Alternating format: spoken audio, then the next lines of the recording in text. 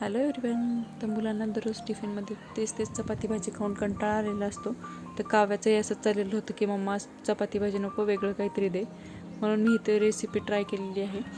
तर मी एका कढईत तेल घेतलं, त्यामध्ये जिरे मोहरी टाकली आणि ते तडतडल्यानंतर मग मी इथे शिमला मिरची ॲड केलेली आहे. तुम्ही तुमच्या आवडीनुसार भाज्या ॲड करू शकता.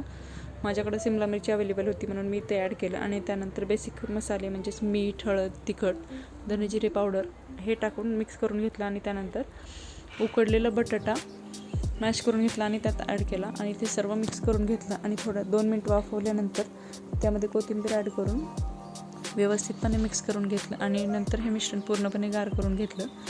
आणि या मिश्रणाचे छोटे छोटे तुम्हाला आवडेल त्या आकारात कटलेट्स बनवून घ्या. आणि नंतर तव्यावरती थोडंसं तेल टाकलं आणि हे कटलेट्स त्यावरती शॅलो फ्राय करून घेतले दोन्ही बाजूने व्यवस्थितपणे. आणि हे कटलेट्स व्यवस्थितपणे तयार झाल्यानंतर मी चपातीच्या पिठाचा एक गोळा घेतला आणि त्याची छोटीशी चपाती लाटून परत त्याला रोल केला आणि परत ती चपाती लाटून घेतली.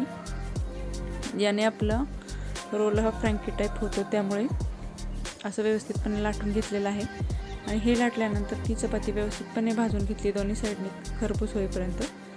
आणि भाजलेल्या चपातीवर नंतर मेयोनीज आणि टोमॅटो केचप ॲड केलेलं आहे. तुम्हाला आवडत असेल तर पिझ्झा सॉस वगैरे ॲड करू शकता, पण मी इथं फक्त टोमॅटो सॉस आणि मेयोनीज ॲड केलेलं आहे. आणि ते व्यवस्थितपणे स्प्रेड करून घेतलं. आणि त्यानंतर ते तयार कटलेट्स जे होते ते त्यावरती ठेवून घेतले आणि रोल फ्रँकी टाईपमध्ये रोल करून घेतला. आणि हा रोल तव्यावरती खरपूस होईपर्यंत भाजून घेतला. तर हा रोल एकदम टेस्टी आणि क्रिस्पी घरच्या घरी बनवून खूप छान तयार होतो. तर रेसिपी आवडली असेल तर नक्की ट्राय करा, मुलांनाही खूप आवडेल. आणि व्हिडिओ आवडला असला तर लाईक, शेअर आणि चॅनलला सबस्क्राईब करायला विसरू नका. भेटूया नेक्स्ट ब्लॉगमध्ये. तोपर्यंत बाय.